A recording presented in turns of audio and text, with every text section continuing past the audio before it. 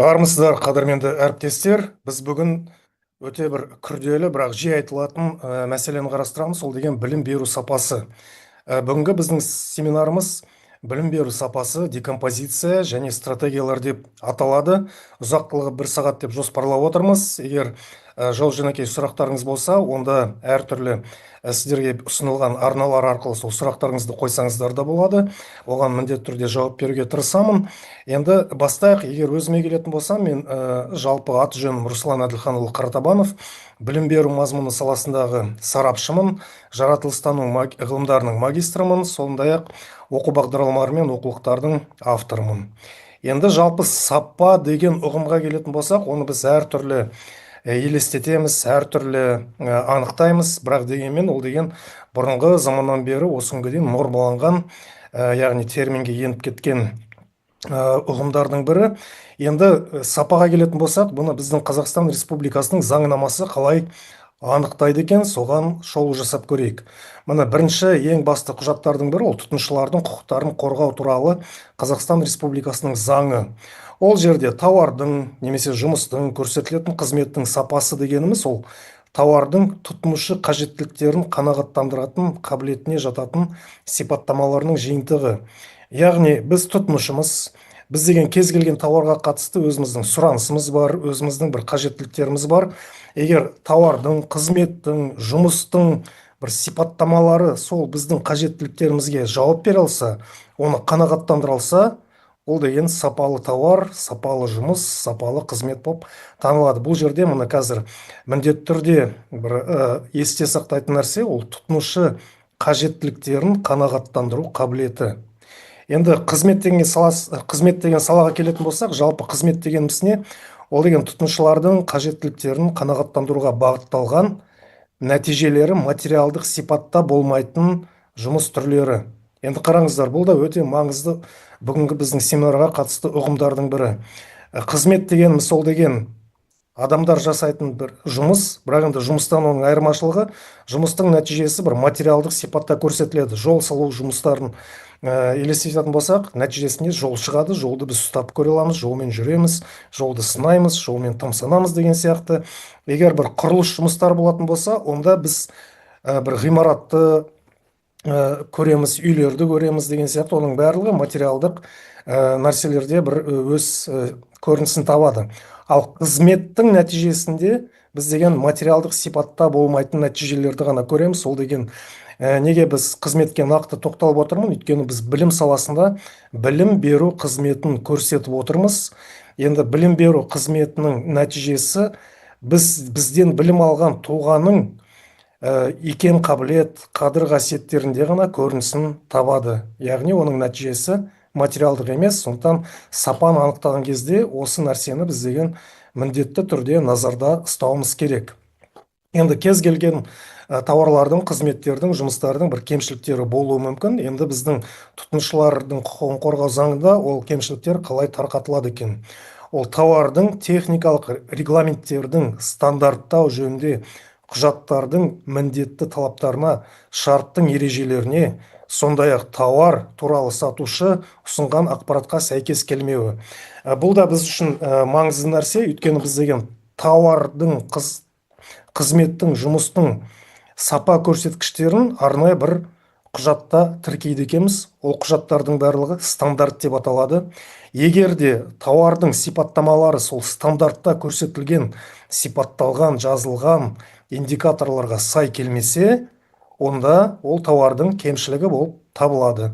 Сондықтан бұл деген өте маңызды үш ұғым. Бірінші, тауардың жалпы сапасы деген не, қызмет деген не, қызметтің кемшілігі дегеніміз не? Міне соларды біз міндетті түрде есте сақтауымыз керек, өйткені кейінгі семинардың барысында осылардың барлығы бірте тарқатылатын болады. Енді осы ұғымдарға сүйене отырып, Қазақстан Республикасының білім туралы заңында да білім беру сапасының анықтамасы өз орнын тапты.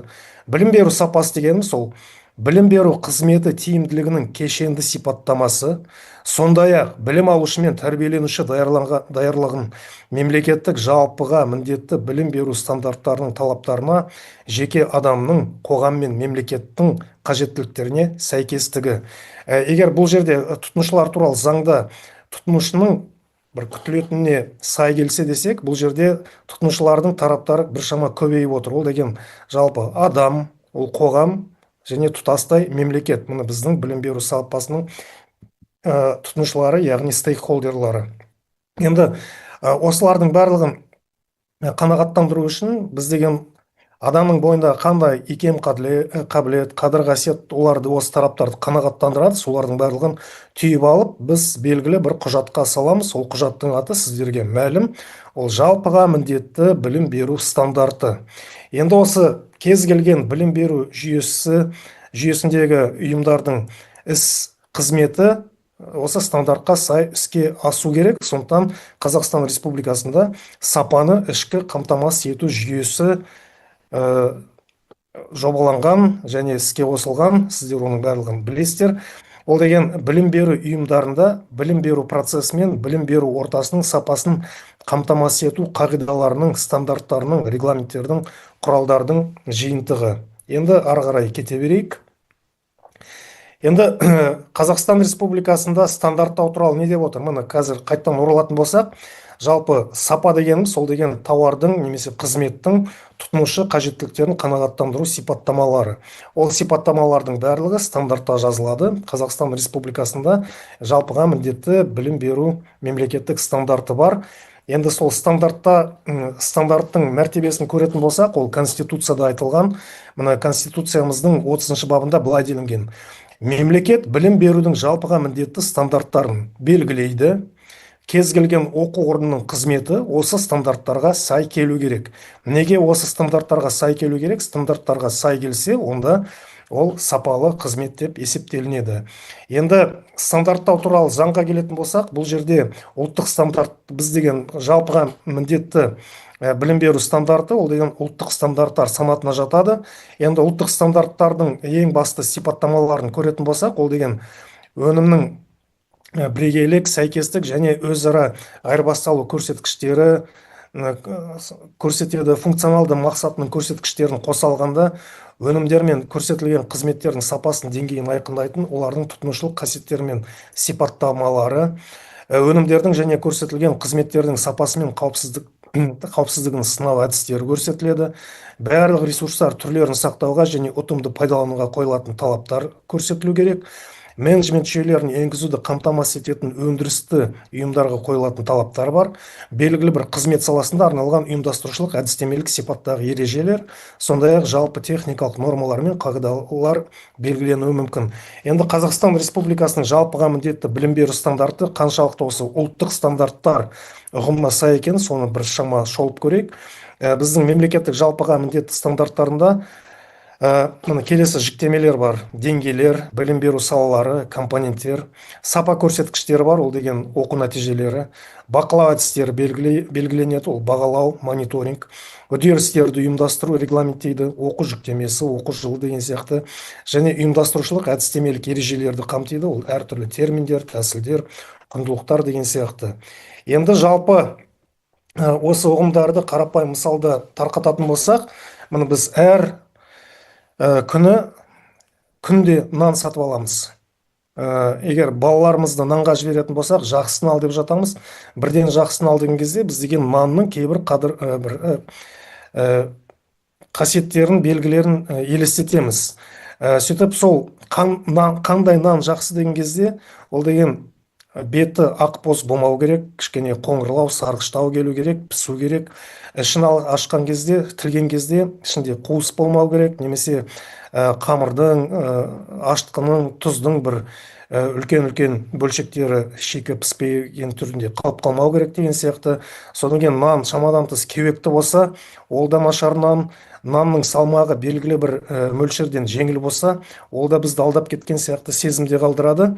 Сондықтан нанға қойылатын талаптардың барлығын сарапшылар, тұтынушылар жинап, сипаттап, буып, түйіп, оны бидай ұнынан пісірілген нанның стандарты деп сондай құжатқа бәрін жазған. Енді бұл жерде қандай сипаттамалар жалпы нормаланады екен? Ол нанның сыртқы түрі, пішіні, мәселен тандыр нанына келетін болсақ, домалақ, сопақша немесе ұзынша сопақша, жайылмаған, басылып қалған, іссіз. Қалыпты нанға келетін болсақ, формовой хлеб. Бұл жерде піскен қалыпқа сәйкес жағы-жағына жайылмаған.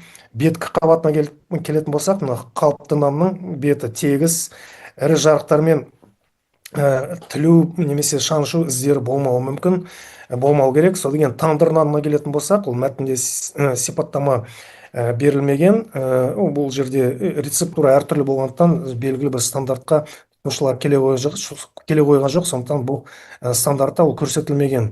Енді ішкі бөлігіне келетін болсақ, нанның жұмсағы немесе орысша айтқанда мякиші піскен кезде ол жақсы піскен, қол тигенде ылғал емес болу керек, серпімді, яғни қатты басқан кезде ол қайтадан өз қалпына келу керек. Саусақпен жеңіл басқаннан кейін бастапқы пішіне қайта оралуы тиіс.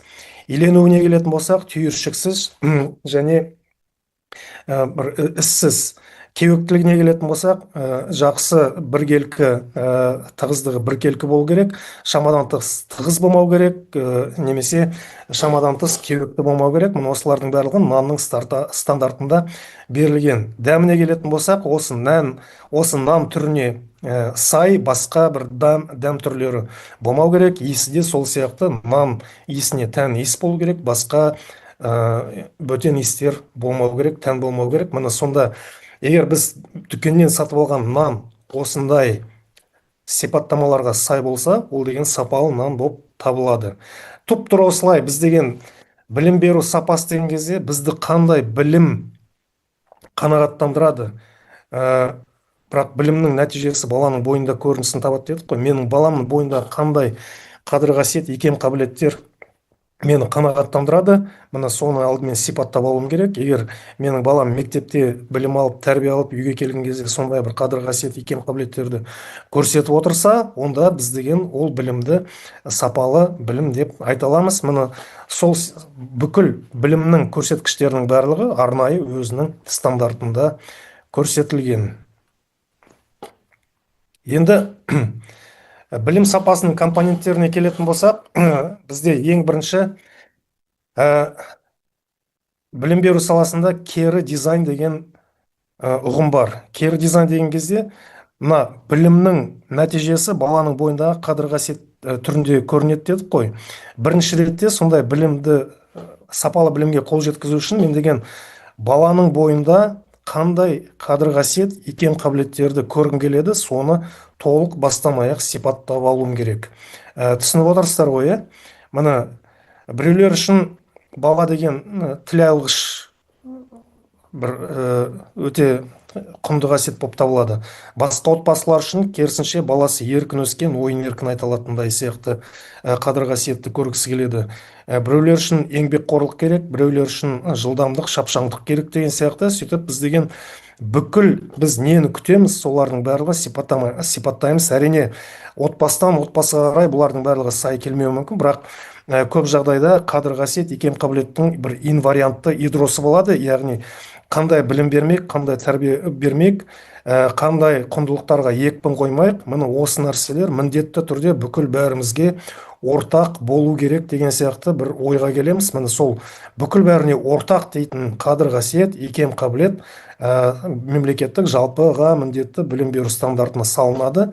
Бірақ енді қараңыздар, кейбір семья шамадан тыс діндар, олар діни бір қасиеттерді көргісі келеді.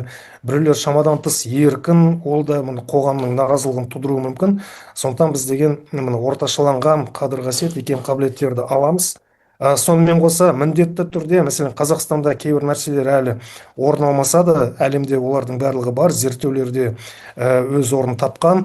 Міне сондай нәрселерде, әсіресе ЮНЕСКО-ның, OECD-дің құжаттарындағы кейбір элементтерді біз аламыз. Мәселен 4К деген 4К, міне сол қадір-қасиеттерді. Егер қазір Қазақстанға цифрлық технологиялар қазір жаппай еніп жатыр, бірақ әлі өз бір қанығу деңгейіне жеткен жоқ.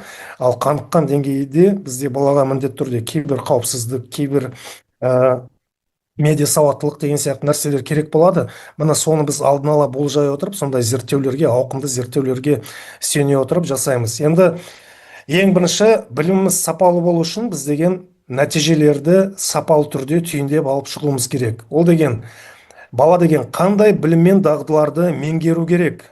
Мына сол сұраққа жауап береміз. Содан кейін баланың бойында қандай құзыреттер болу керек? Соларды тізіп шығамыз. Балаға академиялық жетістіктердің қандай түрі тән болу керек? Соны түйіндейміз. Жеке тұлғалық дамуға қатысты баланың мінезі қандай болу керек? Баланың өз ұстауы қандай болу керек? Соларды толық сипаттап жазамыз. Содан кейін одан әрі білім алуға, жұмысқа дайындығы қандай деңгейде болу керек деген сияқты. Мына осылардың барлығын біз деген жаппай бүкіл сарапшылар болып түйіндейміз. Сонда енді мәселен баланың бойында медиа сауаттылық болу керек деген сияқты құзыреттерді қалыптастыру деген айдарында тоқтайтын болсақ, енді медиа сауаттылық болу үшін біз деген сол медиа сауаттылықты көздейтін, дамытатын оқу процесін көздейміз. Міндетті түрде тарих болмасын, география болмасын, тіл мен әдебиет болмасын, медиа сауаттылыққа жетелейтін нәрселер болу керек. Мүмкін олардың әлеуеті аздау шығар, қосымша білім беру, сондай бір кружоктар болу керек. Немесе тәрбие шарасында арнайы бір тәрбиелік шаралар болу керек, дебаттық клубтар, ақпаратпен жұмыс істеу, мобилография курстары деген сияқты. Мына солардың барлығын біз деген мына үдерістерді жобалаймыз. Сөйтіп біз деген нәтижелерден үдерістерді шығарамыз. Үдерістің сапасы дегеніміз сол деген тиімді оқу әдістемелері.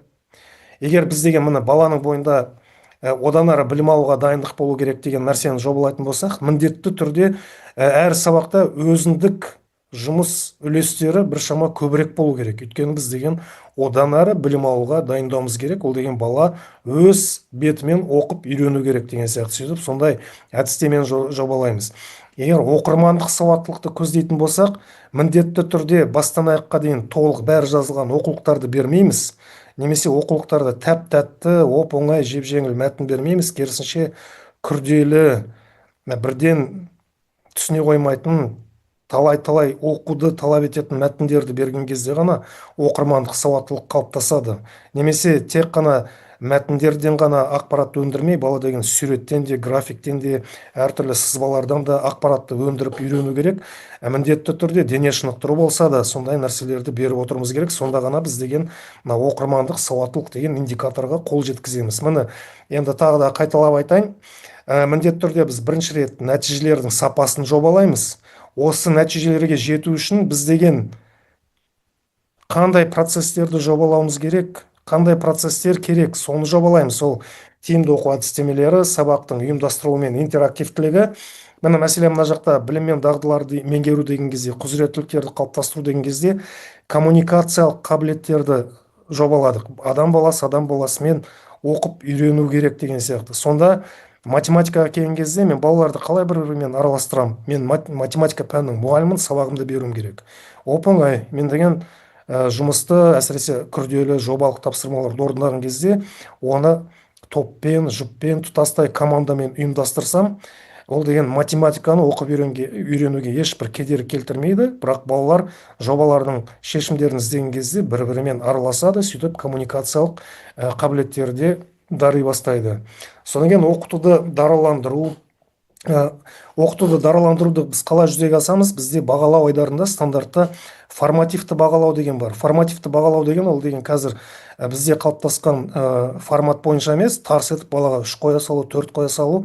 Жалпы баға қойылған кезде ол деген формативті бағалау сипатынан айырылады да міндетті түрде суммативке айналып кетеді. Сондықтан формативті бағалаудың жалпы педагогикалық ғылымда басты функциясы балаға бағыт бағдар көрсету, жол көрсету. Мәселен мен деген географияда демографиялық бір шешімдерді ұсынған кезде бір бала формуланы, математикаға жақын бала формуланы тез қағып алады, екінші балаға мен деген топ тура сол формуланы түсінбей тұрғанын байқаймын дағы, барып жеке сыбырлап, мынаны осыған бөлесің, осыған көбейтесің деп көмектесіп кетем. Мына формативті бағалаудың нәтижесінде бала деген формуламен қалай жұмыс істеу керек екенін менен қосымша тағы білім алды. Ол деген оқытуды дарыландыру. Сондықтан біз бұл жерде формативті бағалау деген сияқты нәрсені енгізіп отырмыз. Содан кейін сапалы кері байланыс, содан кейін заманауи технологияларды пайдалану. Қазір бүгін ғана жақсы жағымды ақпарат келді. Екі қос министрлік жасанды интеллектке қатысты бір ортақ бұйрыққа қол қойды. Ол деген бүкіл жасанды интеллектті қолданудың этикалық стандарттарын бекітіп отыр. Сонда біз деген жасанды интеллектті мемлекеттік жалпыға міндетті стандартқа қосып отырмыз. Енді міндетті түрде әр мектепте сондай жасанды интеллекттер пайда болу керек. Біз соларды қолдана білуіміз керек. Сөйтіп заманауи технологиялар пайдалану деген осыдан шығып отыр. Тағы да бұның мысалдары бар. Бірінші ретте біз деген нәтижелердің сапасын белгілейміз. Енді осы нәтижелерге қол жеткізу үшін біз процесстерді жобалаймыз. Ал енді әрине олардың барлығы белгілі бір ресурстарсыз іске аспай қалады. Сондықтан біз міндетті түрде жағдайлардың сапасында жобалаймыз. Материалдық техникалық база. Бұл жерде инвариантты материал техникалық база, ол жақсы жайлы ғимарат, жақсы жайлы жиһаз, жақсы жайлы орта, әр пәнге қатысты 70 бұйрыққа сәйкес құрал жабдықтар. Бірақ дегенмен тағы да кейбір тетіктерді қосуға болады. Бізде қазіргі 26 жыл енетін стандартта ең басты құндылықтардың бірі ол деген академиялық адалдық. Енді академиялық адалдыққа қол жеткізу үшін мен деген білім беру сапасында үдерістерді ұйымдастыруда міндетті түрде оқушыларға сілтеме жасауды үйретемін. Содан кейін басқалардың авторлығын мойындау түрлерін үйретемін. Содан кейін шетелдік мақалаларда, кітаптарда acknowledgement, яғни алғыс айту, ризашылық білдіру деген сияқты айдар бар. Балаларға идея авторларына ризашылықты білдіруді үйретемін. Осы біз командамен жұмыс істедік. Командада Дархан идеяны ойлап тапты. Біз Дарханға ризамыз деген сияқты бір ауыз сөзді үйретіп айтсаң да, ол деген академиялық адалдықтың бір көрсеткіші. Бірақ ары қарай менің мектебімде осы академиялық адалдықты дарытуды қамтамасыз ететін материалдық техникалық базада болу керек. Ол деген антиплагиат бағдарламалары. Сонымен қоса емтихан тапсырған кезде прокторинг жүйесі, бала көшіріп жатыр ма, көшіріп жатқан жоқ па деген сияқты тексеру амал әрекеттері, сонда тексеру жүйелері болу керек деген сияқты. Өйткені бұлардың барлығы бір-бірісіз жүзеге аспайды. Содан кейін жасанды интеллектті бекер айтқан жоқпын. Жасанды интеллектті бала жақсы білу керек дедік. Жасанды интеллектті қолдан деген сияқты мен деген тапсырмаларыма қосамын. Ал енді мектеп әкімшілігі міндетті түрде ең кемінде ең кең таралған жасанды интеллектке бір абоненттік төлемақы төлеп, оны мектепке сатып алу керек. GPT чаты бола ма, жоқ Perplexity бола ма, немесе Midjourney, Gemini бола ма, әйтеуір міндетті түрде мектеп оқушылардың осындай жұмыстарын қамтамасыз ету үшін материалдық техникалық базаны сатып алу керек. Сөйтіп біз деген білім беру сапасының 3 мазмұнды, мардымды компоненттері бар дейміз. Ол деген нәтижелердің сапасы, үдерістердің сапасы, сонымен қоса жағдайлардың сапасы. Енді бағана біз ең бірінші слайдта айттық, білім беру сапасын жобалаған кезде біз деген тұтынушылардың сол білім бүкіл қажеттіліктерін қанағаттандыру қабілеті дедік. Бірақ егер нанның тұтынушылы отбасы болса, білім беру сапасының тұтынушылары едәуір көбірек. Ол деген жеке адам, отбасылар, ол қоғам және мемлекет. Бұл жерде стейкхолдерлар бізде өте көп. Енді білім беру сапасы осы тараптардың бүкіл қажеттіліктерін қанағаттандыру керек. Сондықтан біз деген тек қана отбасыларға ғана сүйенбей, оқушылардың қажеттіліктеріне ғана сүйенбей, қоғамды да, мемлекетті де ескеруіміз керек. Енді солардың қажеттіліктерін қарап көрейік. Бұл жерде бала деген бала жасында әлі көп нәрсені білмейді. Сондықтан бала үшін әртүрлі ғылыми зерттеулердің нәтижесін аламыз. Болашақта цифрлық заманда осындай қабілеттер керек болады. мына пәндер бойынша білімдер керек болады деп жобалап, сол баланың орнына осындай ғылыми ордалар баланың қажеттіліктерін жобалайды. Енді ата-аналарға келетін болсақ, бірінші ретте балаға деген қауіпсіздік керек. Менің балам білім алып жақсы оқыса екен, грамота алса екен, олимпиадаларға қатысса екен, болашақта университетке түсе алса екен, колледжге түсе алса екен деген сияқты бір үміттер бар. Ол деген академиялық табыс. Содан кейін балам әртүрлі буллингке ұшырамаса екен деген ол эмоциялық және физикалық қауіпсіздік. Енді қоғамға келетін болсақ, қоғам бірінші ретте әлеуметтік жауапкершілік пен этиканы талап етеді. Ол жергілікті қауымдастыққа үлес қосу, инновациялармен ілгерілеу, міне соның барлығы қоғамның сұраныстары. Енді мемлекеттік сұраныстарға келетін болсақ, мемлекет деген біздің ең басты демеушіміз. Бізде Қазақстан Республикасында орта білім беру ол міндетті, және ата-аналар балаларына орта білім бермесе, ол заңмен қудаланады. Сонымен қоса орта білім беру ол бізде тегін. Сондықтан біздің демеушіміз Қазақстан мектептерінің түлектерінен не күтеді? Бірінші ретте отаныңа риза бол, отаныңның мүддесіне қызмет ет. Ол патриотизм. Сонымен қоса біздің бабалардан қалған жерімізді, дәстүрімізді, тілімізді, ділімізді сақта. Ол деген табиғатымызды ұқыпты ұста деген сияқты, ол біздің мәдени табиғи мұрамыз. Содан кейін қалай болса да қазір шекаралар ашық. Біз деген бүкіл әлеммен ынтымақтастыққа Құдайға шүкір дамып келе жатырмыз. Сондықтан жаһандық бәсекеге қабілеттілікті талап етеміз. Сондықтан бірнеше тілді біл, сондықтан цифрлық сауатты бол, сондықтан көптеген жұмыс түрлерін үйрен, игер, сондықтан бүкіл адамзатпен тіл табыса біл, коммуникациялық қабілеттерде содан шығып отыр. Солардың барлығын біл, алданып қалма, ол сын тұрғысынан ойлау, медиа сауаттылық деген сияқты жаһандық бәсекеге қабілеттілікке дайындап отырмыз. Өйткені біздің түлектеріміз осындай қабілетті болса, біздің мемлекетіміз де бәсекеге қабілетті болып табылады. Сонымен қоса, өз еліңнің дамуына үлес қос деп отырмыз. Ол деген экономикалық үлес. Енді жалпы сапалы білімді қамтамасыз ету үшін біз деген осы төрт тараптың қажеттіліктерін қанағаттандыруымыз керек. Енді солардың барлығын қалай буып түйеді, сол технологияға кішкене назар аударайық. Осы төрт қажеттіліктен бізде стандарттың мәтінінде білім беру саласының мақсаттары, міндеттері айқындалып отыр. Бір ғана негізгі орта білім берудің міндеттерін қарап көрейік.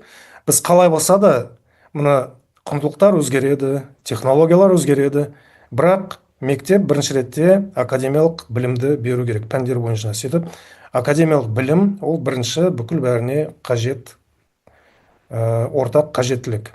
Содан кейін метапәндік дағдыларға келетін болсақ, бұл жерде бала деген ойлау түрлерін игеру керек. Ол сын тұрғысынан ойлау, логикалық ойлау, сол ойлау түрлеріне үйретуіміз керек. Содан кейін көптеген ата-аналар мысқылдап күліп жатады, маған деген анау пән не үшін керек, мынау пән не үшін керек деп. Олардың әрқайсысы жеке-жеке біріншіден ойлау түрлерін дамытады, екіншіден баланың миындағы нейрондық байланыстарды нығайтады. Олардың барлығы бізге керек. Пән керексіз болып көрінсе де, оның өзінің өте маңызды функциясы бар. Сондықтан ойлау түрлерін дамытуымыз керек. Содан кейін неліктен ата-аналар немесе қоғам өкілдері, бір белсенділер мысқылдап жатады? Өйткені біз деген білім берген кезде кейбір жағдайда ол білімді қандай салада қолдануды, көрсетуді не ұмытып кетеміз, не жөн санамаймыз, не уақыт жетпейді. Сондықтан бұл кемшілікті жою үшін міндетті түрде әр пәнге, әр тақырыпқа, әр оқу мақсатына біз деген контекст қосамыз. Бұл білімді сен қандай жағдайда қолдана аласың, соны көрсетіп отыру, сонда баланың бойында функционалды сауаттылық қалыптасады. Және осы білімді, осы сен игерген hard skill мен soft skillдарды міндетті түрде мына тапсырманы орындаған кезде қолданып көр деген сияқты тапсырмаларды жобалаймыз. Сонда баланың бойында функционал сауаттылық қалыптасады. Содан кейін қазір біз деген алдымен VUCA World деді, содан кейін Bunny World дедік. Солардың барлығы біз деген белгісіздік заманда өмір сүріп келе жатырмыз. Сол белгісіздікті біршама жоятын, біршама сейілтетін нәрсе ол деген ғылыми зерттеу әрекеті. Иә, кез келген бала зерттеуші болып кетпейді, бірақ зерттеу дағдылары бүкіл бәріне керек. Мен зерттеуші болмасам да бір ғана бір қалжың мысал келтірейін. Бір ғана қазақтар тойды жақсы көреді, қазақтың тойы бітпесін деп жатырмыз, солай болсын. Той жобалаған кезде де біз деген зерттеу жүргіземіз. Ана мейрамханада сыйымдылығы қанша, бағасы қанша, екіншісінде қандай екен, қайсысы арзан, қайсында парковка бар, қайсында жоқ деген сияқты бүкіл бәрін зерттейміз. Сондықтан зерттеу дағдылары зерттеумен байланысты емес қызметтер үшін де керек, мұны соны үйретуіміз керек. Содан кейін бағана қоғамның сұраныстарын келдік. Бірінші ретте қоғам бізден әлеуметтік жауапкершілік пен этиканы талап етеді дедік. Енді бұл жерде біз деген тәрбие беру мен дамытуды көздеуіміз керек. Жеке тұлғалық қасиеттерді қалыптастыруымыз керек. Икемді, яғни soft skill дағдыларды беруіміз керек. Содан кейін баланың бойына біз деген құндылықтарды қондыруымыз керек. Содан кейін келесі ата-аналардың мынандай академиялық табыс және мансапқа және өмірге дайындық дедік, эмоциялық және физикалық қауіпсіздік дедік. Бұл жерде міне болашақ мамандықты саналы түрде таңдау. Осы жерде қазір 26-шы жыл енетін стандартта кәсіби бағдар айдары ерекше былай екпінді берілген. Содан кейін үздіксіз білім алуға ұмтылыс деген сияқты міндетті қойып отырмыз. Бүкіл мектептер балаларға осы нәрселерді үйрету керек. Енді мемлекеттің талаптарына келетін болсақ, мына патриотизм және мәдени мұра, жаһандық бәсекеге қабілеттілік, экономикалық үлес, мына мемлекет президенттен бастап әкімге дейін, мектеп директорына дейін өз түлектерінің бойында осындай қасиеттерді көргісі келеді. Енді сондықтан мемлекет құндылықтар легін бізге береді. Міне осы құндылықтардың төңірегінде балаларға тәлім тәрбие беріңдер деп. Ол деген тәуелсіздік және патриотизм, бірлік және ынтымақ, әділдік пен жауапкершілік, заң мен тәртіп, еңбекқорлық пен кәсібилік, жасампаздық пен жаңашылдық. Міне енді біз деген міндеттерді құндылықтармен біріктіре отырып, біз деген бағана айттық қой, міне ең бірінші слайдқа келетін болсақ, қызметтердің нәтижелері материалдық емес сипатта болады. Ал енді білім саласына нақтылайтын болсақ, ол деген баланың бойындағы қадір қасиеттері арқылы көрінеді. Ал педагогикалық теория мен практикада ол қадір қасиеттердің барлығын құзыреттіліктер түрінде түйіндейді. Мына құндылықтар да, осы ойлау түрлері де, сауаттылық түрлері де баланың бойындағы құзыреттіліктерге айналу керек. Ол деген жеке тұлғалық және өзін-өзі жетілдіру құзыреттілік. Содан кейін мына бірлік және ынтымаққа келетін болсақ, тілдік және коммуникативтік құзыреттілік. Адам баласымен үйреніп араласу керек, неше түрлі тілдерді білу керек. Сонымен қоса бейвербалды араласу элементтерін білу керек, ол тағы да эмоциялық сауаттылыққа жатады. Содан кейін әділдік пен жауапкершілік, ол басқаларға қамқорлық көрсету, үнемі шындықты қолдау, өтіріктен безу. Ол жерде міне бізде мәдени әлеуметтік құзыреттілік қалыптасады. Содан кейін еңбекқорлық пен кәсібилікке келетін болсақ, адам баласы табандылыққа, өз-өзіне қатысты жоспар құру, жоспарды орындау, жоспарды орындау үшін қатаң бір тәртіп керек. Ол сені басқа біреу зіркілдеп тәрбиелеу емес, сен деген өз-өзіңді бір тәртіпке келтіруің керек. Осындай кезде тұрамын, мына жұмысының дедлайны осындай, осы күнге дейін орындап үйренуім керек деген сияқты. Сөйтіп балаға еңбек құзыреттілігін қалыптастыруымыз керек. Жасампаздық пен жаңашылдыққа келетін болсақ, ол деген ақпараттық технологиялық құзыреттіліктерді беруіміз керек. Ол цифрлық технологиялармен де, жасанды интеллектпен де, басқа да технология түрлерімен жақсы үйрену керек. Сондықтан міне осылардың барлығын, міне егер біздің түлектің бойында стандартта көрсетілген осы құзыреттіліктердің барлығы жақсы дамыса, біркелкі дамыса, онда сіз беріп жатқан сабақ сапалы, сіздің мектептің қызметі сапалы, жалпы мемлекеттің білім беру жүйесі сапалы.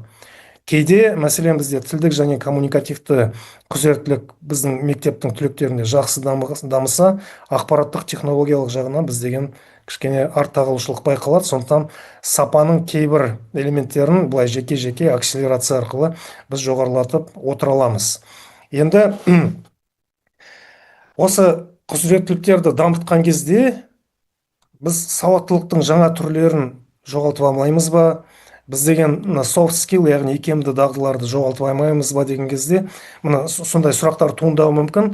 Бірақ алаңдаудың еш қажеттілігі жоқ, өйткені мына құзыреттіліктер сол софт скиллдармен сондай сауаттылық түрлерін өз бойларына сіңіреді. Енді мына біршама шолу жасап көрейік. Мына жеке тұлғалық өзін өзі жетілдіру қабілетіне келетін болсақ, бұл жерде ең тығыз байланысты сауаттылық түрлері ол эмоциялық сауаттылық, ол қаржы сауаттылық, мәселен жеке бюджетті жоспарлау, оны PISA өлшейді.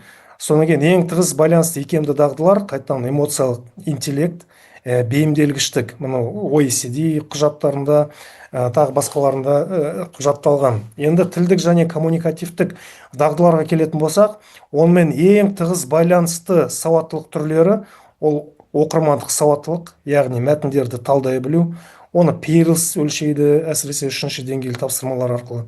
Ол медиа сауаттылық, мәселен контент жасалу, оған әсіресе ЮНЕСКО құжаттарында екпін берілген. Содан кейін ең тығыз байланысты икемді дағдыларға келетін болсақ, ол коммуникациялық дағдылар, сонымен қоса ынтымақтастық дағдылары. Қазір біз деген көптеген жұмыстарды жоба түрінде іске асырамыз, кез келген фирмада, корпорацияда. Сөйтіп біз деген жобалық жұмыстардың барлығы командалық жұмысты талап етеді. Осы ынтымақтастық осыдан шығып отыр. Енді мәдени әлеуметтік құзыреттілікке келетін болсақ, онымен ең тығыз байланысты сауаттылық түрлері ол ғаламдық сауаттылық. Біз деген әр түрлі мәдениеттерді, мәдениет өкілдерін түсіне білуіміз керек. Оларды кекетіп, мұқатпай, керісінше қолдап, түсініп, бірге жұмыс істеп, бір нәтижеге қол жеткізуіміз керек. Ол медиа сауаттылық. Содан кейін дағдыларға келетін болсақ, ол эмпатия, басқаларды түсіне білу, азаматтық жауапкершілік, мәселен қоғамға қызмет ету, волонтер болу деген сияқты. Оған да ЮНЕСКО әсіресе ерекше мән береді. Енді еңбек құзыреттіліктеріне келетін болсақ, онымен байланысты мен бұны әдейі әрқайсысын жеке-жеке дыбыстап айтып отырмын, өйткені біз деген осы байланысты жақсы түсінуіміз керек. Сонда ғана біз деген сабағымыз қаншалықты сапалы өтіп жатыр ма, сапасыз өтіп жатыр ма деген сияқты сұраққа жауап бере аламыз. Ол қаржылық сауаттылық, жобаларды бюджеттеу, мәселен PISA тексереді, функционалды сауаттылық, дағдыларды жұмыста қолдану. Содан кейін икемді дағдыларға келетін болсақ, ол ынтымақтастық, teamwork деген сияқты мәселелерді шеше білу. Содан кейін танымдық ғылыми зерттеу. Ол деген біз енді бұл бізде Қазақстанда жақсы жолға қойылған деп айтуға болады. Ол жаратылыстану ғылыми сауаттылық, құбылыстарды түсіндіру, бұны PISA, TIMSS өлшейді. TIMSS-тың бір зерттеуінде Қазақстан алдыңғы қатарлы елдердің тобында табылған болатын. Математикалық сауаттылық, модельдеу, әсіресе бұны TIMSS зерттейді. Сол танымды ғылыми зерттеумен байланысты ең тығыз байланысты икемді дағдылар ол сын тұрғысынан ойлау, яғни бүкіл бәріне сене бермеу, аңқау болмау, ақпаратты қайта-қайта тексеру, тек қана сенімді сын ғана қолдану деген сияқты. Содан креативтілік, біз деген бір нәрсені ойлап таба білуіміз керек. Енді ақпараттық технологиялық құзыреттіліктерге келетін болсақ, ол деген қайттан математикалық сауаттылық, ол алгоритмдерді білу, медиа сауаттылық, цифрлық ортада жұмыс істей білу, цифрлық заманның азаматы болу. Содан кейін дағдыларға келетін болса, ол цифрлық дағдылар, инновацияларға жақын болу деген сияқты. Енді біз деген осылардың барлығын өзіңізді елестеттік. Біздің оқушымыздың бойында осы қадір-қасиет, икем қабілеттің барлығы болу керек. Бұлардың барлығы өз бойына сауаттылық түрлері мен икемді дағдыларды кіріктіреді екен. Енді осылардың барлығын біз деген қалай тарқатамыз, қалай тәпсірлейміз. Бұл жерде backward дизайн немесе кері дизайн тәсілдемесі қолданылады. Жалпы біз деген білім беру процесімен айналысамыз. Процесс деген ол кіріс деректерді шығыс деректерге айналдыру. Бірақ кері дизайнда біз ең алдымен шығыс деректерден жобалаймыз. Ол деген оқушының бойындағы әртүрлі дағдылар, құзыреттіліктер, сауаттылықтар. Сонда біз бірінші ретте оқу нәтижелерін жобалаймыз. Білім, білік, дағдылар, құзыреттер.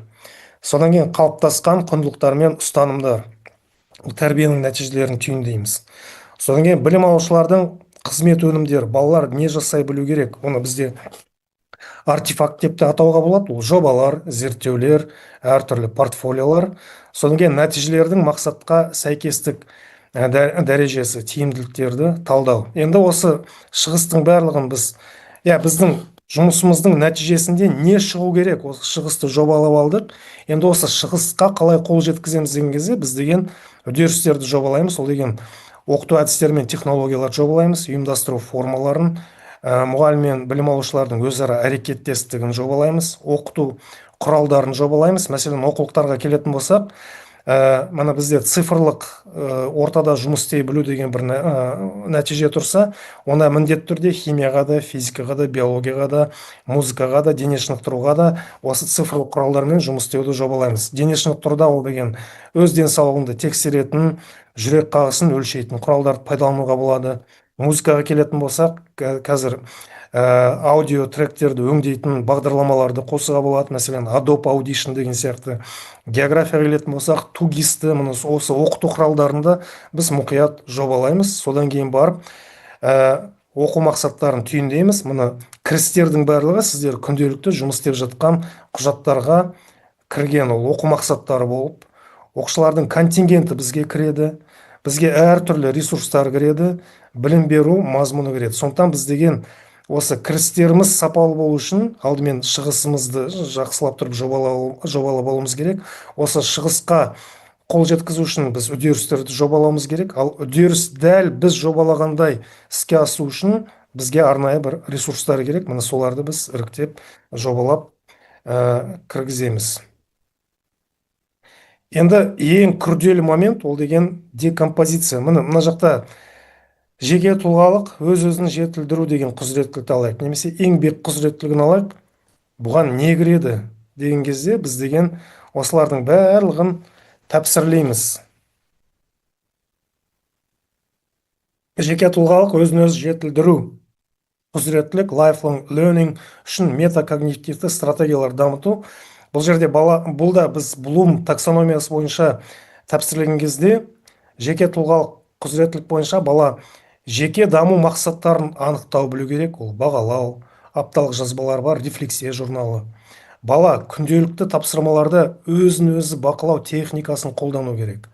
Ең кемінде будильникті қою, дер кезінде ояну, тапсырмалардың дедлайндарын біліп, оны бір өз құрылғысына ма, қағаз жазбаша ма тіркеп отыру, өз жетістіктерін бір жерде буып түйіп отыру, портфолио жасау. Бала деген өзінің күшті және әлсіз жақтарын талдау, бірақ депрессияға кетіп қалмас үшін, мына әлсіз тұстарын дамыту үшін. Содан кейін не нәрсені біріктіре білу керек? Ол мінез құлықты түзету үшін кері байланысты біріктіру. Мәселен, мұғалім айтады ғой, балам, сен деген өте мықты, жақсы оқушысың, сенің үлгерімің көңілімнен шығады, бірақ ашушансың, немесе бір кейде мұқият тыңдамайсың, сондай бір аңқаулығың болып кетеді. Міне соны түзет деген кезде бала бірден сондай техниканы қолдана білу керек, өз-өзін түзететіндей деген сияқты. Міне сол өз мінез құлқын, өз рефлексия нәтижесін мұғалім берген кері байланысты біріктіре отырып, өзі бір жақсы ұтымды шешімге келу керек. Содан кейін бағалауға келетін болсақ, өзін-өзі дамытудағы прогресстерді критерийлер арқылы бағалау. Мәселен, мен бүгін өзіме 3 қоям, өйткені жетем деген 5 нәрсенің 4-еуіне жеттім, 1-еуіне жете алмай қалдым, өйткені мен деген өз уақытымды тиімді жобаламаппын. Енді келесі аптада солардың барлығын түзетуге тырысамын. Сөйтіп бағалауым, өз-өзімді бағалауым кішкене бір шама өсетін шығар деген сияқты. Сонда біз деген сабақта мұғалім ретінде бір оқу мақсаты бар. Кез келген пән бойынша өзіңіздің стратегияларыңыз арқылы бүкіл құзыреттіліктерді, қысқа мерзімді жоспарға бүкіл құзыреттіліктерді салмайсыз. Және жалпыламай, мен бүгін балаға еңбек құзыретін ғана берем деп айтпайсыз. Құндылық еңбек деп көрсетсеңіз болады.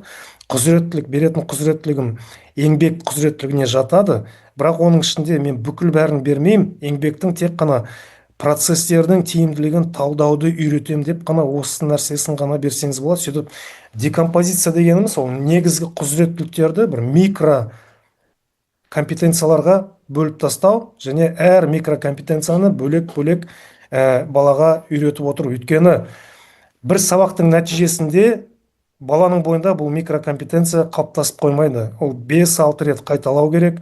Бір мұғалім бір микрокомпетенцияны 5-6 рет қайталай алмауы мүмкін. Сондықтан біз бұны бүкіл пәндердің мазмұнына тарқатамыз.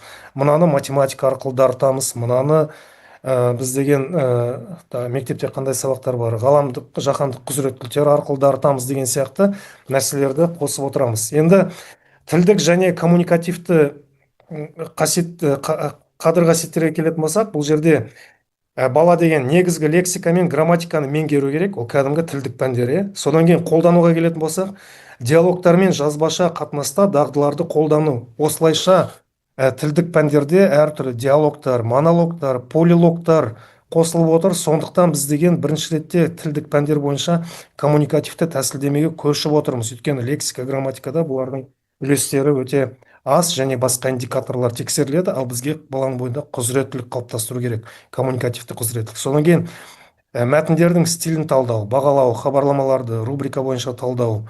Синтезге келетін болсақ, байланысты нарративтерді құру, коммуникацияның тиімділігін бағалау. Егер еңбек стандартына келетін болсақ, еңбек құзыреттіліктер, негізгі концепциялар мен әдістерді есте сақтау, еңбекті ұйымдастырудың негіздерін меңгеру, міне өз жұмыс орнымды дайындау, өз жұмыс құралдарымды дайындау, соған әр сабақта әр мұғалім үйретіп жатады.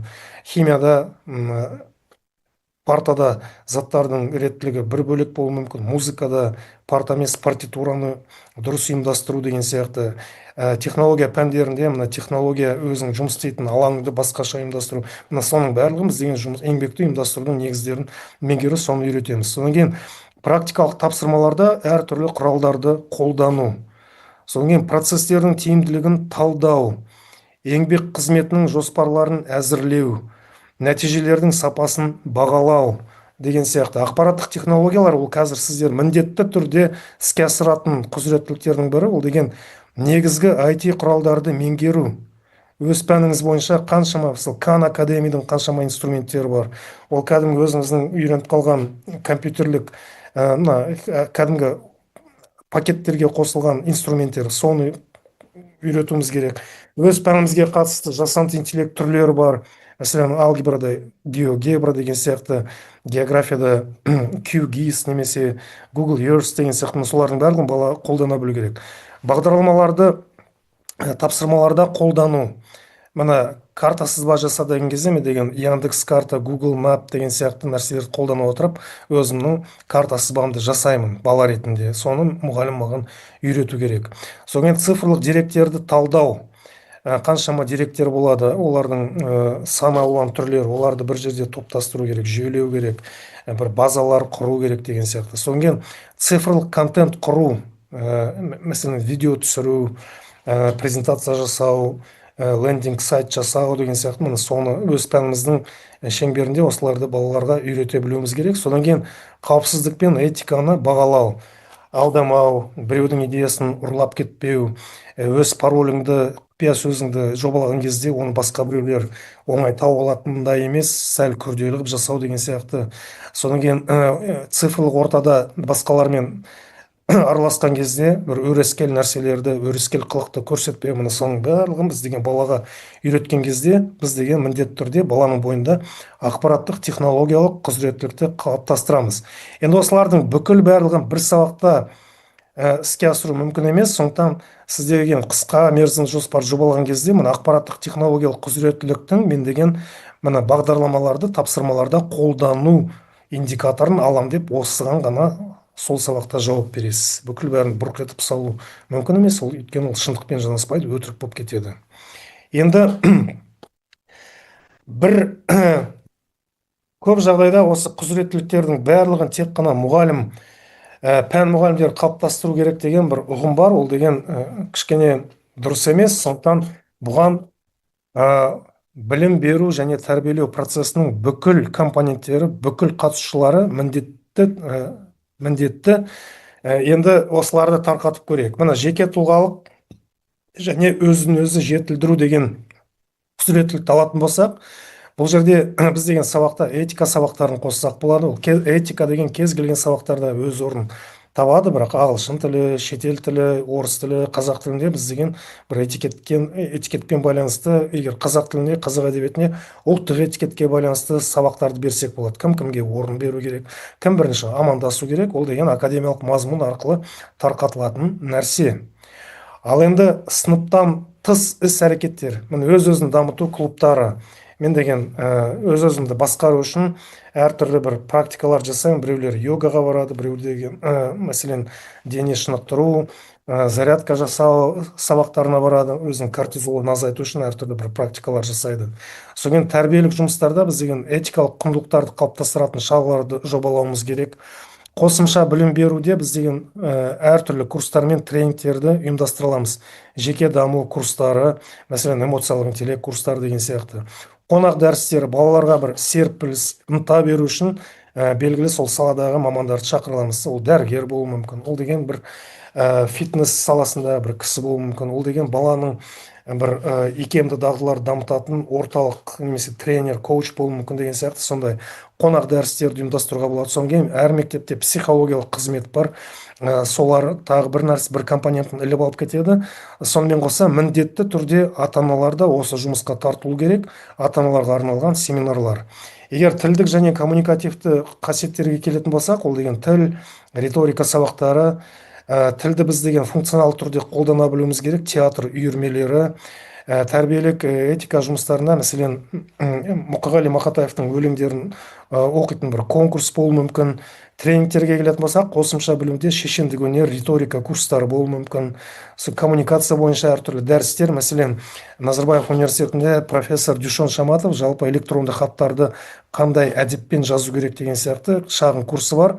Сондай сияқты бірде жазбаша коммуникацияларды үйретсек, бірде ауызша коммуникацияларды, бірде ресми коммуникация, бірде бейресми коммуникацияларды үйретіп отырсақ, біздің баламызда осындай тілдік және коммуникативті дағдылар ерекше бір сапалы дамиды. Психологиялық қызметте баланы ұйымдастырған кезде топтық динамика деген сияқты бар, солар арқылы дарытуға болады. Енді танымдық ғылыми зерттеушілік дағдылар, құзыреттіліктер бізде ғылыми жобалық жұмыстарда іске асады, және ол әр пәннің жеке мазмұны. Мектепте ғылыми үйірмелерді ұйымдастыруға болады, әртүрлі зерттеу клубтарын қосымша білім арқылы ұйымдастыруға болады. Мәселен, Назарбаев зияткерлік мектептерінде, оның ішінде Астана мектеп, физикалық математикалық бағыттағы мектебінде жас геолог клубы бар, олар арнайы геологиямен айналысады, зерттеу клубтары, ғалымдардың дәрістері, содан кейін сын тұрғыдан ойлауды қолдану. Сөйтіп, менің осы слайд арқылы айтайын дегенім, осы құзыреттіліктерді дамытуға, дарытуға тек қана пән мұғалімдері ғана жауапты емес, оған тәрбие жұмысы да қосымша білім беру компонентте міндетті түрде жауапты. Бірге ғана істей отырып, біз деген баланың бойында толыққанды осылардың барлығын қамти аламыз. Өйткені пән беру уақыты, пәнді оқып үйрену уақыты шектеулі. Біз деген кейде сасқалақтап қаламыз. Мен деген пәннің мазмұнын беріп үлгеруім керек пе, жоқ, балаға қосымша бір тәрбиемен сауаттылық түрлерін, икемді дағдыларды беруім керек пе деген сияқты сондай да дилемма болады уақыттың жетіспеушілігінен. Сондықтан біздің бала шолақ құзыреттіліктермен шықпас үшін қосымша білім беруде осы құзыреттіліктерге жауапты болу керек, және тәрбиелік шарада осы құзыреттіліктерді дамыту керек. Сонда ғана бізде constructive alignment, яғни бәрі бірізділікте іске асады, бір-бірімен байланысты, бір-бірінен шығатын нәрселерді іске асырады. Сонда ғана біліміміз сапалы болады. Енді бұл жерде құзыреттіліктердің қосымша білім беру және тәрбиелік іс-шаралармен өзара байланыстарын қарайтын болсақ, пән мазмұны арқылы біз деген талай дүниелерді беріп отырмыз. Бұл жерде пән мұғалімдеріне мен деген ерекше бір ризашылығымды жеткізгім келеді. Ал енді қосымша білім беру мен тәрбие жұмысы да біршама жүйеге келу керек. Бағана мен айтқандай, менің ең басты дәлелдей деп отырған идеям, жалпы білім мен тәрбие сапасының көрсеткіштері стандартта көрсетілген. Стандарт білім саласындағы ең жоғары құжат, оның мәртебесі Конституцияда аталған. Сондықтан тәрбиенің нәтижесі де, қосымша білім беру нәтижесі де, негізгі білім берудің нәтижесі де стандартта көрсетілген. Сондықтан тәрбиеде, қосымша білім беруде осы құзыреттіліктерге қол жеткізу керек. Сонда қалай жеткізуге болады? Мен сіздерге тек қана идея ретінде формаларды ұсынғым келеді. Мәселен, біз деген мәдени әлеуметтік құзыреттілікті алайық. Бұл жерде мәдени алмасу клубтары, бұл жерде мына офлайн экскурсияларды өткізуге болады. Тараздың оқушылары Өскеменге баруы мүмкін, егер бір қаржы жетіп жатқан кезде. Немесе біз деген қазір Қазақстан Халық Ассамблеясы бар, соның резервтерін қолдансақ болады. Әртүрлі волонтерлық үйірмелерді ұйымдастыруға болады, тарихи клубтарды ұйымдастыруға болады. Бұл жерде онлайн дәрістерді өткізуге болады. Ол қосымша білім беруде. Ал тәрбиелік білім беру қазір Адал азамат күні кешеге дейін ол бір тұтас тәрбие бағдарламасы болатын. Әртүрлі дәстүр фестивальдарын өткізуге болады. Ол сіздердің мектептеріңізде сөзсіз өтіп отыр. Волонтерлық акциялар, тарихи квесттер, толеранттылыққа арналған пікірталастар деген сияқты. Сонымен қоса танымдық ғылыми зерттеуге келетін болса, қосымша білім беру арқылы ол әртүрлі ғылыми клубтар, өнертапқыш үйірмелері, олимпиада клубтары, экологиялық клубтар, сонымен қоса тәрбиеде тағы да ғылыми квесттер деген сияқты, сонымен қоса кәсіби квесттер, қолөнер былай мастер-класстары, бизнес ойындар деген сияқты. Міне сонда білім беру мазмұны мына бірінші баған ол сіздер. Содан кейін осы форматтар арқылы қосымша білім мен тәрбие жұмысы іліп алып кетсе, сіздерді қолдаса, онда біз стандартта көрсетілген осы құзыреттіліктің барлығына қол жеткіземіз. Егер біздің баламыздың бойында осы құзыреттіліктердің бәрі бар болған жағдайда, біз беріп жатқан білім сапалы болып танылады.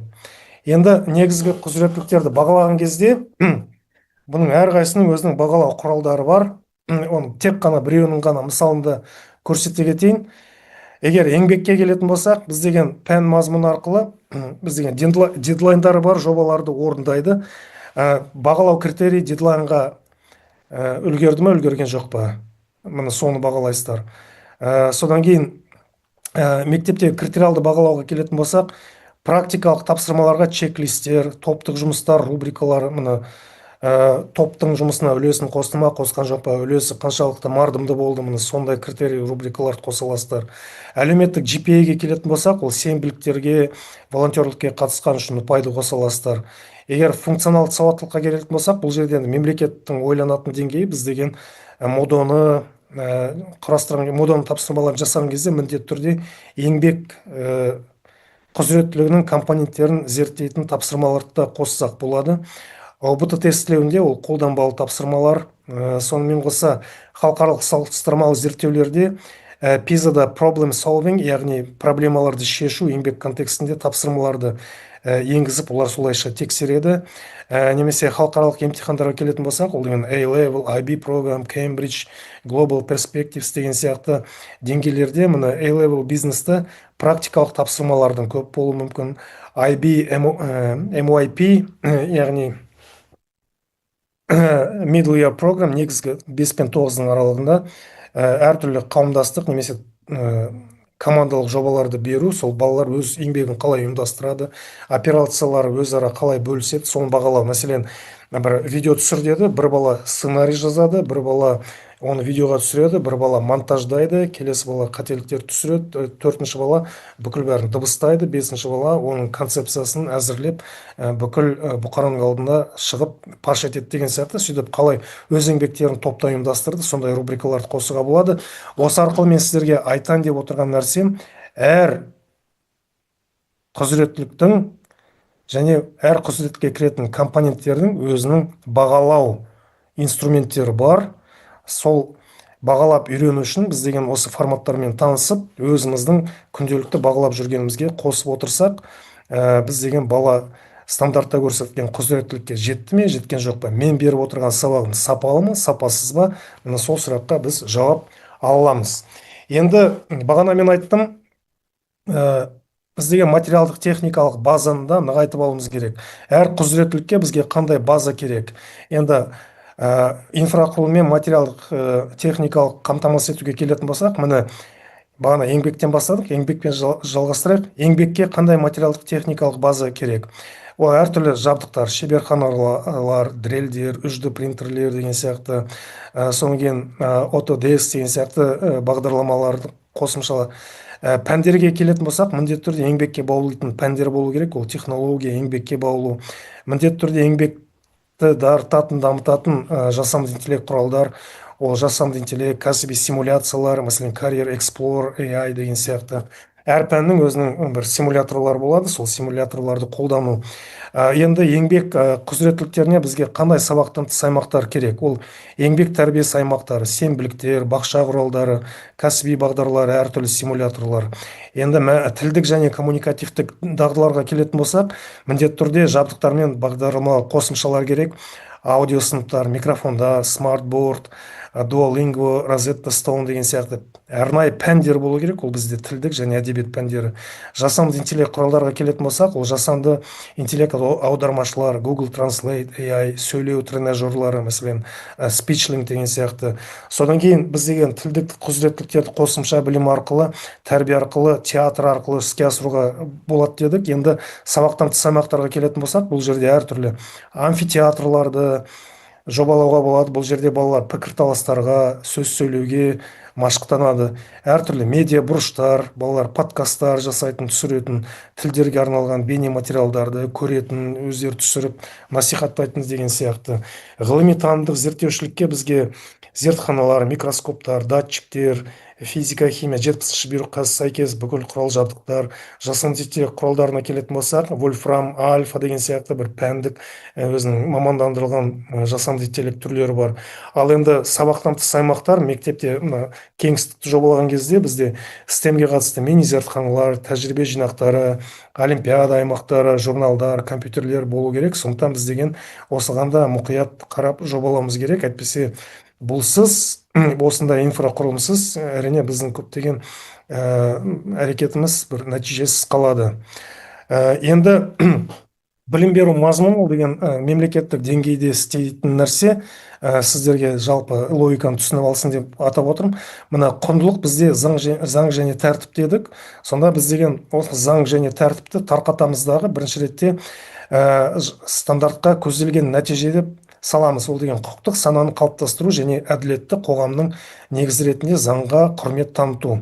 Содан кейін осы күтілетін көзделген нәтиже міндетті түрде пән бағдарламасында көрінісін таппаса, ол іске аспай қалады. Сөйтіп біз деген сәйкес пәнде ол деген құқық негіздері заңдарды түсініп қалыптастыру деген сияқты. Содан кейін оқулық мәтіндерінде арнайы сондай мәтіндер, тапсырмалар пайда болу керек. Мұғалім мына заң және тәртіпті көздейтін күрделі конструктивистік тапсырма әзірлеу керек. Мәселен, заңдылық пен әділеттіліктің этикалық қырларын талқылау және құқықтық жағдайларды талдау бойынша тапсырмалар.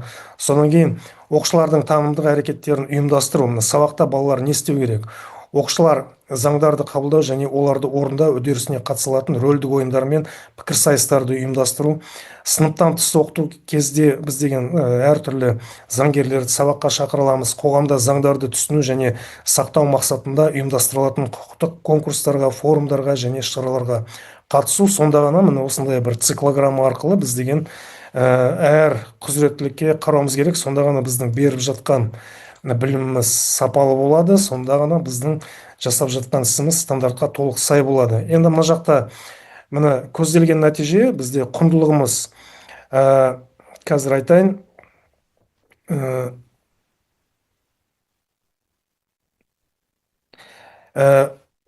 Заң және тәртіп, стандартта көзделген нәтиже өз құқықтары мен міндеттерін білу, этикалық нормаларды сыныптағы және мектептегі тәртіп ережелерін сақтау. Енді бұдан пән салалар бойынша стандартта көзделген нәтиже мектеп оқушының құқықтары мен міндеттерін, өз міндеттерін жауапкершілікпен орындау амалдарын біледі. Енді бұл деген пән бағдарламасында міндетті түрде оқу мақсатына айналу керек. Бізде дүниетану пәнін алып отырмыз. 2-де 1, 5-те 1 оқу мақсаты, ол 2-ші сыныптың 1-ші тоқсанда өтетін 5-ші тарау бойынша өз өмірінен мысалдар келтіру негізінде құқықты, міндетті және жауапкершілікті ажырату. Енді осыларды біле тұра оқулық авторы осындай оқулық материалдарын әзірлейді. Сонда Мемлекет өз істейтін нәрседе бірізділікті қамтамасыз етіп отыр. Енді сабақ деңгейіне түскен кезде ол жерде дирижер, оркестрде өзіңіз сонда оқу процесінде мына процестерді жобалау деген айдарға тағы да келетін болсақ, мына үдерістің сапасы толықтай сіздердің өз қолдарыңызда. Сондықтан осы көзделген нәтижелерге орай үдерісте жобалап сабақ берген кезде бұл жерде сабақта күшті шығады. Енді өлшеу құралдарына келетін болсақ, бұлардың барлығын бір ғана жай тестпен өлшеуге болмайды. Әр құзыреттілікті жеке-жеке өлшейтін құралдар бар деп бағана айтқан болатын. Енді үдерістің сапасын біз деген сабақтарды бақылау арқылы өлшейміз. Мәселен, сабақта құқықтық заңға құрмет таныту деп тұрса, бірақ сабаққа барған кезде мұғалім берген контент басқаша болса, онда біз деген мұғалімге кері байланыста сабақты көзделген нәтижеге сәйкестендіріңіз, сабақтың мазмұнында, материалдарында сол көзделген нәтижеге сәйкестендіріңіз деп кері байланыс бере аламыз. Ол сабақты бақылау. Содан кейін оқушылар қаншалықты риза, ата-аналар қаншалықты риза, мұғалімдер қаншалықты бағдарламаны түсініп отыр, солардың арасында сауалнама жүргізу, оқу жобаларын, оқу жоспарларын талдау, интерактивті бағалау, педагогтердің өзін өзі бағалау. Бұл бағана мен айттым ғой, әр мектепте сапаны қамтамасыз ететін ішкі жүйе болу керек деп. Міне сонда сіздердің мектептеріңіздегі ішкі жүйе осы логика бойынша жұмыс істей алады. Міне нәтижелердің сапасы ол тестілеу және емтихан көрсетеді, баланың портфолиосы көрсетеді, құзыреттіліктерді бағалау, сол инструменттер көрсетеді, Teams, PISA-да бір қосалқы ақпарат көзі болады, түлектердің арасында сауалнама жүргізу, жетістіктердің мониторингі.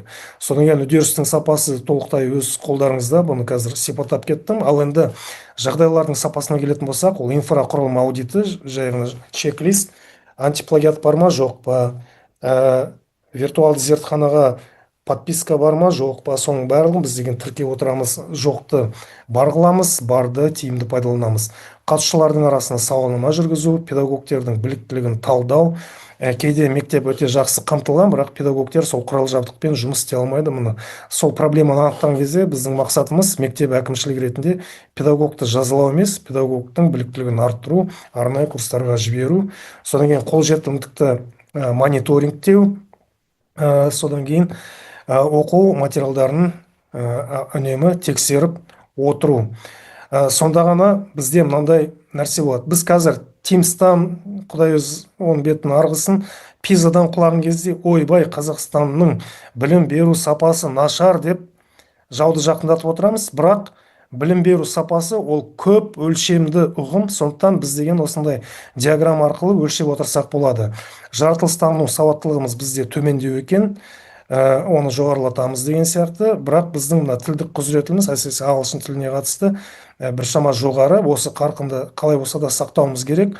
Сонда біз деген мына тұстар бойынша мықтымыз, бұл мықтылығымызды сақтаймыз, бірақ мына бойынша бізге акселерация керек. Акселерация дегеніміз ол тезірек балалардың осы нәрсесін жетілдіру. Арнайы бір мамандарды шақырамыз, арнайы курс өткіземіз, мұғалімдерімізді бір жаққа жібереміз, балаларымызды бір жаққа жібереміз, немесе басқа бір қосымша нәрсе сатып аламыз онлайн курстарға. Сөйтіп біз деген мына осал тұстарға қатысты акселераторлық шешімдерді қабылдаймыз. Тезірек сол нәтижеге жету үшін, тезірек сапаны жоғарылату үшін деген сияқты. Сондықтан бұл туралы мен айтайын дегенім, егер біз ұбт-дан мектебіміздің көрсеткіші нашар болса, білім беру сапасының тағы бір көрсеткіші ол тәрбие жағынан. Егер мен мектепке кірген кезде бүкіл балалар амандасып жатса, үлкендерге орын беріп жатса, бір-бірін құрметтеп жатса, мектептің ережесін бұзбай, мұғалімдерге бір қолқа болып жүрсе, онда бұл мектептің тәрбие жағындағы білім сапасы өте жоғары. Сондықтан міндетті түрде бүкіл барлық тұстар бойынша білім сапасы нашар болу мүмкін емес.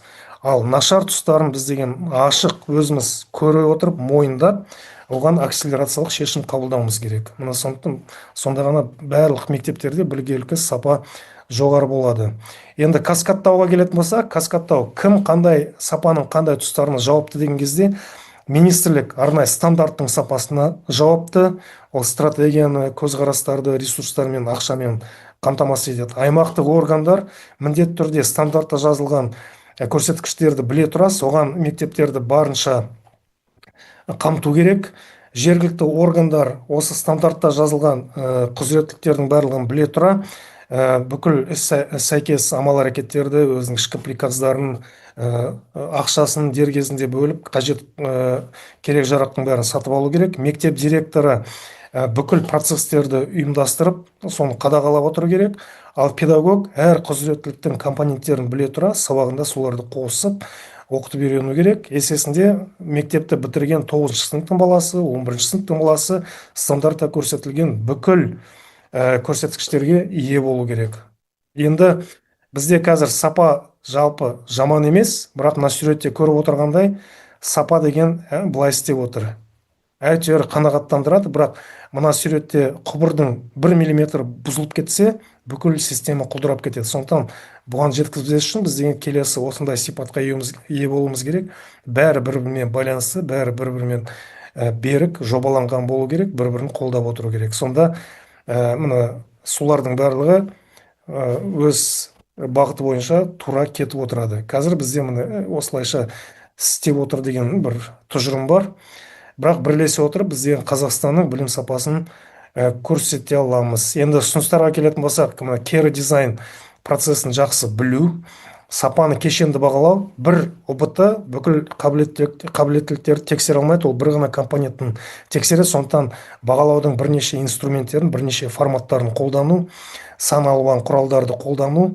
Содан кейін педагогтер осы кейбір тұстарды білмесе, ол педагогтердің кінәсі емес. Өйткені біз университетте оқыған кезде бұл ұғымдар атымен жоқ болатын, енді келе жатыр, енді пайда болып келе жатыр. Сондықтан мұғалімдердің біліктіліктерін үнемі жоғарылатып отыру, оларға көмектесіп отыру, жәрдемдесіп отыру, арнайы ресурстармен орта қалыптастыру және ең менің маңызды месседжім тәрбие мен қосымша білімді осы құзыреттіліктерге жету үшін интеграциялау.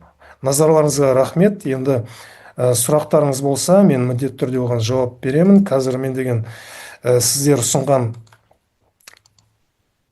сұрақтар бар ма деп арнайы парақшаға кіріп отырмын, бірақ әлі сұрақтарыңыз түсе қоймаған сияқты. Так, не істейміз? На специальной странице портала пока я вопросов не вижу. Теперь как мы организуем работу с вопросами?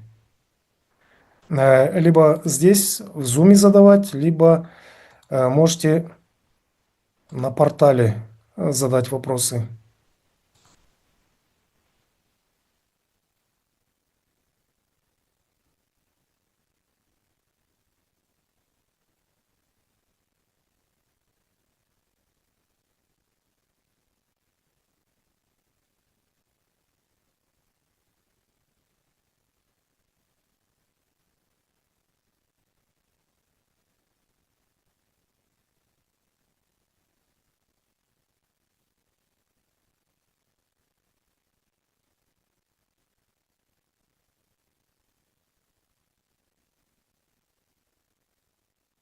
Уважаемые коллеги, вы можете адресовать ваши вопросы в двух чатах, в чате самого Zoom, если имеется такая техническая возможность, или на специальной вкладке, которую вам любезно представил платформа Инфоурок. Пока я там вопросов не вижу, может быть, мои коллеги помогут озвучить, если они поступили, но я их не вижу.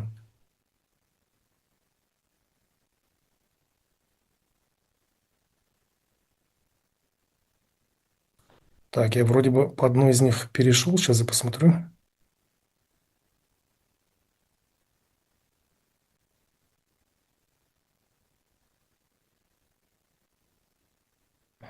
Бауыржан пишет, что вопросов нет, потому что я все вкладки открывал, и там я вопросов не видел.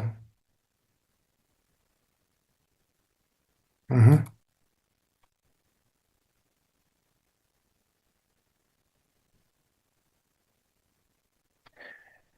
Ендеше құрметті әріптестер, назарларыңызға рахмет. Жалпы сапа деген концепт сіздерге біршама түсінікті болды деген ойдамын. Егер кейбір тұстар ойдан шықпаса, қанағаттандырмаса, мен әрқашан байланыстамын.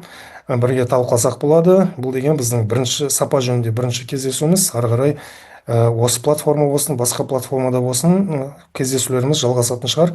Бұл тақырып өз жалғасын табатын шығар деген сенімдемін, үміттемін. Ендеше істеріңізге береке, аман сау болыңыздар.